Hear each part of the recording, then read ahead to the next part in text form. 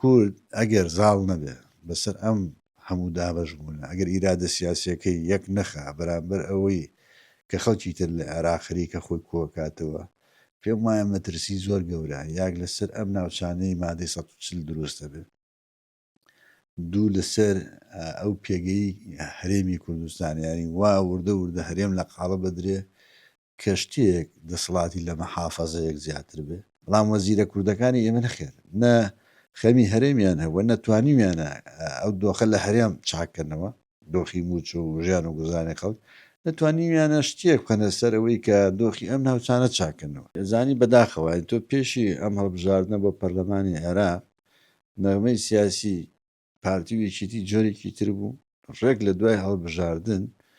بوونم من نەغمەی پارتی غوری زۆری پێوە دیارە ینی ئەگەر دی وەرە ئەگەر نایی ئەوەی پێتم بەخشی و کەمتریەکەمەوە ئەنی ئەم خێر پێکردن و ئەم جۆرە تێڕوانینە بۆ هێزێکی بۆ هێزەکانی بەرامبەر ئەگەر یەک کورسی شێبێ ینی ئەم تێڕوانینە نابێ بۆ کۆمەڵی ئیسلامی شەوێکە یەک کورسی ینی حکوومەت زۆر جار ئەمە زۆر زیادە ڕەویتی ئاکرێ ینی زانی دوو هێزی سیاسی دوو جوگرافیای جیاوازیان لەبەردەستە ئەبێ ڕێککەوت ئەمە کە تۆ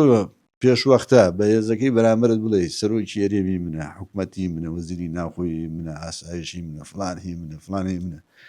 ئەمە بەڕاستی پێکێنانی شراکەت نییە بەڕێوەبردن بە شراکەت نییە بۆیە بێ ئێمانی بە مەسئولیەتەوە هەنگاو بدرین بە تایبەتی چیمان لە عێراقەوە پرۆژە سیاسیەکەمان چییە نەک پارتیویکێتی ئەبێ هەموو هێزە کوردستانەکان لە چوارچێوە پرۆژەیە کۆبنەوە وەرەقەیەکی هاوبەشمانەوێ بچین لە بەغا دانوستانی پێوە بکەین اینجا بە مەسلەی موچە و ژیانی خەڵکە کە کاکە ئەمە پێکاتەکانی ترم کێشەیان نییە.